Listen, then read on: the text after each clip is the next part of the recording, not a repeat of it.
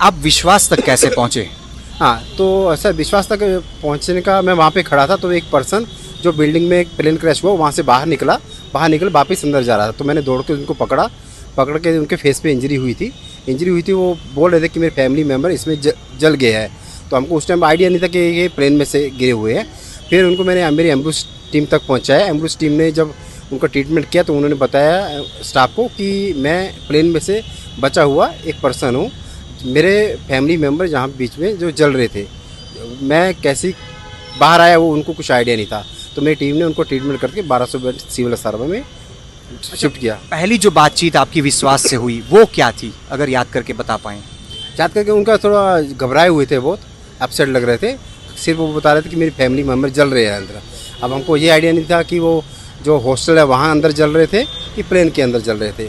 बाद में उन्होंने मेरी टीम को बताया कि वो प्लेन के अंदर थे। प्लेन के अंदर से कैसे बाहर निकले उनको पता नहीं है, पर उन्होंने ऐसा बताया कि मेरे फैमिली मेम्बर अंदर जल रहे थे। अच्छा, जैसे आप बता रहे हैं कि जब वो बाहर आए एक बार और आपने देखा कि वो जो आग लगी थी वहाँ पे जाने की कोशिश कर रहे हैं, आपने रोका, तो वो वक्त किस तरह से था? उस टाइम पे उनका माइंड अपसेट था, उनको कुछ पता नहीं चल रहा कि क्या हुआ है क्या नहीं हुआ है। तो वो जल्दी अपनी फैमिली को बचाने के लिए कोशिश कर रहे थे कि मैं उनको में से किसी को बचा पाऊँ सर। अच्छा, जब एम्बुलेंस में आपने उन्हें सौंपा तो क्या कोई बातचीत कुछ कर रहे थे, या जब अस्पताल तक आए उस दौरान एम्बुलेंस के जो भी ड्राइवर थे उनसे क्या कुछ बातचीत आपकी हुई? बाद में जब मैंने उनको मेरी टीम को सौंपा तो मेरी टीम ने उनसे पूछा तो उन्होंने बताया कि मैं प्लेन में से बचा हुआ एक बंदा मैं ही हूँ। उन्होंने अपना नाम बताया विश्वास, और बताया कि मेरे जो फैमिली में मेरा भाई है वो सब इसके अंदर इंजरी हुए हैं। अच्छा, आप जिस वक्त ये प्लेन क्रैश हुआ और उस वक्त आप खाना खा रहे थे, तुरंत ही आपने आग देखी और आप वहाँ पे दौड़ कर गए, और उसके बाद तुरंत ही आप एज अ सुपरवाइज़र आपने 5 एम्बुलेंस को वहाँ डाइवर्ट कर दिया।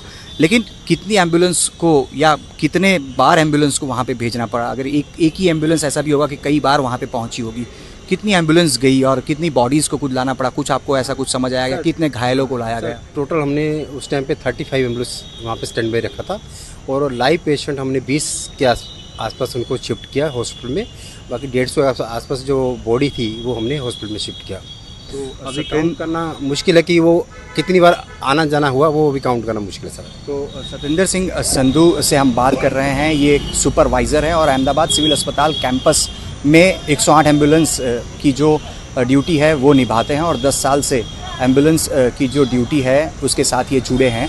और जहाँ से फ़िलहाल मैं उनके साथ बात कर रहा हूँ ये भी सिविल कैंपस है, और यहीं से 300 मीटर की दूरी पर ही जो प्लेन है वो क्रैश हुआ। प्लेन जब क्रैश हुआ तो विश्वास, जो कि 242 जो पैसेंजर्स थे उनमें से एक पैसेंजर था जो कि खुद से चमत्कारिक तौर पर बचा, और सबसे पहले सतेंद्र सिंह संधू थे जिनसे उसकी मुलाकात हुई, और वो प्लेन में अपने जो एक रिश्तेदार बैठे थे उसे बचाने के लिए अंदर जाने की कोशिश कर रहे थे। लेकिन सतेंद्र सिंह संधू जो कि उन्हें खींचकर बाहर की तरफ लाए, और जब आगे उनको लेकर बढ़ रहे थे सतेंद्र सिंह संधू, तब उनके चेहरे पर कुछ चोट थी, जिस प्रकार से वीडियो भी सामने आया है हम उसको देख भी सकते हैं।